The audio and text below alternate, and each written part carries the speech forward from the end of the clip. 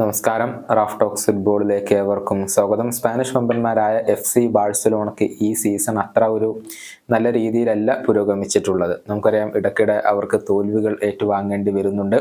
പല കിരീട സാധ്യതകളും അവർക്ക് ഇപ്പോൾ അവസാനിച്ച് കഴിഞ്ഞിട്ടുണ്ട് എന്നുള്ളതാണ്. എന്നിരുന്നാലും ലാലിഗയിൽ മോശമല്ലാത്ത രൂപത്തിൽ അവർ കളിക്കുന്നുമുണ്ട്.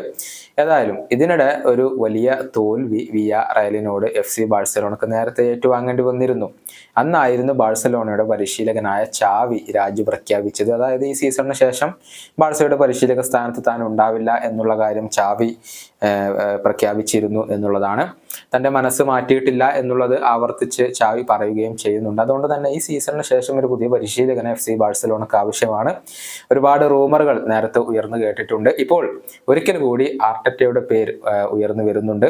ഇംഗ്ലീഷ് പ്രീമിയർ ലീഗ് ക്ലബ്ബായ ആഴ്സണലിന്റെ പരിശീലകനാണ് ആർട്ടറ്റ. വളരെ നല്ല രൂപത്തിലാണ് ആഴ്സണലിനെ അദ്ദേഹം ഇപ്പോൾ മുന്നോട്ട് കൊണ്ടുപോകുന്നത്.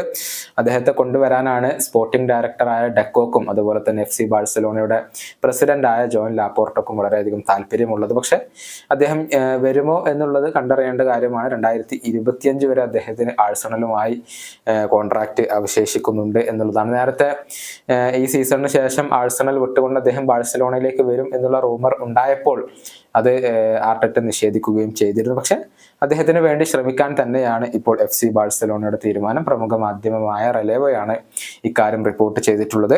അദ്ദേഹത്തെ കൂടാതെ അൻസി ഫ്ലിക്ക് അതുപോലെ തന്നെ റൂബൻ അമോറിം എന്നിവരൊക്കെ FC ബാഴ്സലോണ പരിഗണിക്കുന്നുണ്ടെങ്കിലും നിലവിൽ ആർട്ടറ്റയ്ക്കാണ് അവർ ഏറ്റവും കൂടുതൽ മുൻഗണന നൽകുന്നത്. ഈ വീഡിയോയുടെ അവസാനിപ്പിക്കുന്നു. കാണാം.